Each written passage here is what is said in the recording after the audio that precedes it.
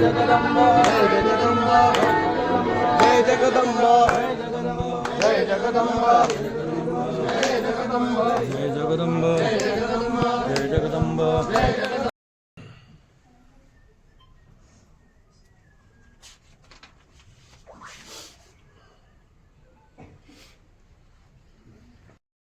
समिवन्दधातो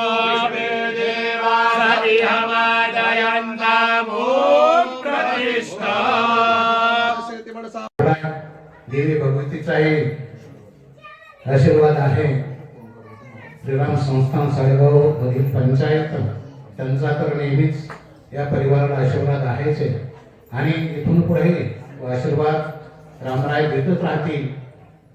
आणि पुढील जे काय तुम्ही सांगाल तशी जी उपासना आहे ती उपासना इथं तुम्ही सांगाल तशी चालू राहील आणि नक्कीच ते उपासना पूर्ण करतील अशी इच्छा व्यक्त करतो आणि माझे 2 शब्द संपवतो.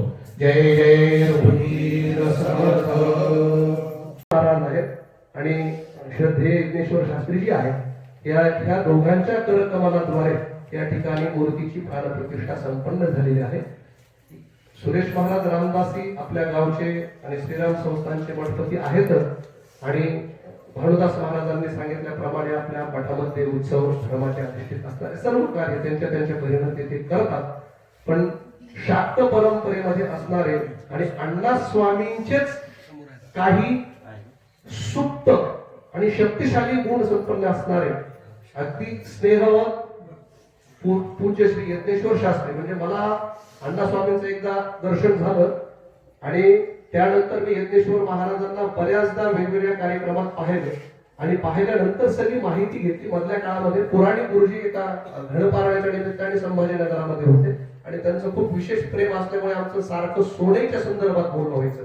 आचार्य गोविंददेव गिरीजी महाराजांसोबत सुद्धा बोलणं झालं. म्हणजे ज्यावेळेस ज्येष्ठ श्रेष्ठाकडनं असं लक्षात आलं की सोनईचं आपलं शाक्ताचं जे वैभव आहे ते टिकवण्याची शक्ती ही आता यज्ञेश्वर शास्त्रीकडेच आहे असे हे त्या महाशयाचे शब्द आणि ते शब्द लक्षात ठेवून मी मध्यंतरी नागपूरला काही रेशीम बागेमध्ये संघाच्या काही कार्यासाठी गेलो होतो पूज्यश्री सरसंघ चालकांना भेटण्यासाठी आणि मोहनजींच्या आपल्या कार्यालयाच्या समोरच कृष्णशास्त्री आर्वीकरांचं घर आहे. ते दशग्रंथी आहेत ऋग्वेदाची. म्हणून खाण्याच्या व्यवस्थेला म्हणून मी आर्वीकर शास्त्रीच्या घरी गेलो दर्शनीला खाण्यासाठी. तिथे गेल्यानंतर त्यांना विचारलं की आमच्या मराठवाड्यातले किंवा महाराष्ट्रातलं न्यून तुम्हाला काय दिसतंय आध्यात्मिक दृष्ट्या.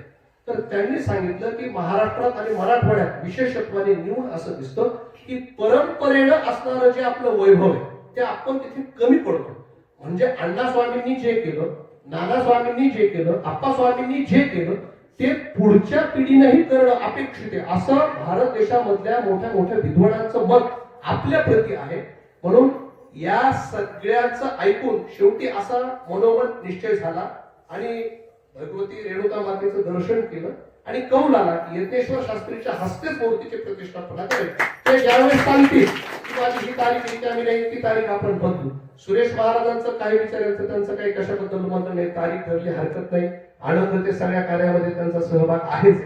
म्हणून आमच्या छोट्या छोट्या सगळ्या अनिल गुरुजी आहेत या यज्ञाचे प्रधान आचार्य श्याम गुरुजी आहेत गोंदीकर आणि मी त्यांचा एक सहाय्यभूत सहकारी म्हणून आम्ही सर्वांनी थोडस नियोजन करून आपल्याकडे आम्ही सोनेला निमंत्रण देण्यासाठी आलो होतो आणि अगदी बोबड्या बोलाने पत्रिका नाही, कुठला मेसेज नाही, कुठली वाजंत्री नाही, काही नाही. आता आम्ही प्रवासात होतो, तुम्ही या म्हटले, आम्ही आलो आणि हे निमंत्रण एका कागदावर मी बसल्या बसल्या तुमच्या समोरच एक पत्रिकाच्या मुहूर्ताची तयारी केली. थोडा कुंकवाचा प्रसाद लावून तुमच्या हातात स्वाधीन केली.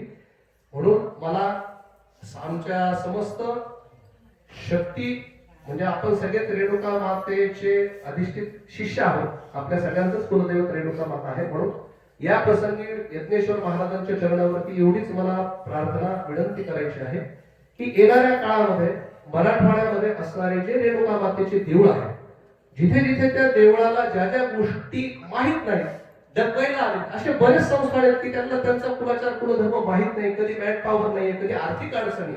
म्हणून धर्माचं काम करत असताना जिथे जिथे आपल्याला कुठं असं वाटतंय की हे पडगळीला आले हे तिथे आपण या ठिकाणी जरूर उभा राहावं. आम्हाला असे आशीर्वाद प्रदान करावे की येणाऱ्या काळामध्ये जिथे जिथे असे जुने देवालय असतील अंबाबाईचे ते सगळ्या देवालयाचा जीर्णोद्धार व्हावा आणि प्रत्येक जागेवरती जसा अण्णास्वामींचा प्रवास पायी पायी असायचा, आता कालयोगामध्ये सगळ्याच गोष्टी प्रकृती आहेत, पण आम्ही निमंत्रित केल्यानंतर आपण जरूर या सगळ्या शक्तीपीठाला यावं ही आपल्याला करबद्ध विनंती आहे.